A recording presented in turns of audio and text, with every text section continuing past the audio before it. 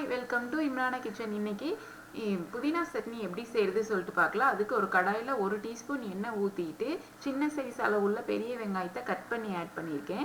5 பல் பூண்டு ஆட் பண்ணியிருக்கேன். ஒரு சின்ன துண்டு அளவு தேங்காய் ஆட் பண்ணியிருக்கேன். ரொம்ப தேங்காய் வேண்டாம்.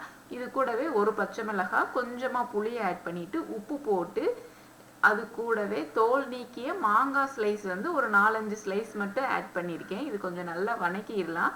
இதே டைமில் ஒரு சின்ன சைஸ் அளவு உள்ள வரமிளகாயும் போட்டு நல்லா வணக்கிடலாம். வெங்காயம் வணங்கட்டும்.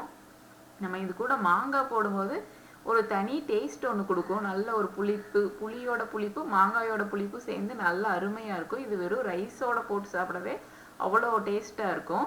இது கூடவே புதினா கொஞ்சம், மல்லி கொஞ்சம் ஆட் பண்ணிட்டு நல்லா க்ளீன் பண்ணி கழுவி ஆட் பண்ணிக்குவோம். புதினாவும் மல்லி இலையும். புதினா மல்லி இலை போட்டதும் அதோட அந்த இலையோட ஃப்ரெஷ்னஸ் மட்டும் மாறினா போதும், கொஞ்சம் வதங்கினா போதும். ரொம்ப கருப்பாக ரொம்ப போட்டு இலையை வணக்கக்கூடாது.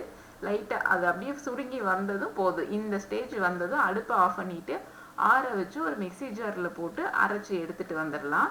நம்மளோட புதினா சட்னி ரெடி. இது வந்து நம்ம ரைஸ்க்கு அப்படியே சேர்த்து சாப்பிட்டா அருமையாக இருக்கும்.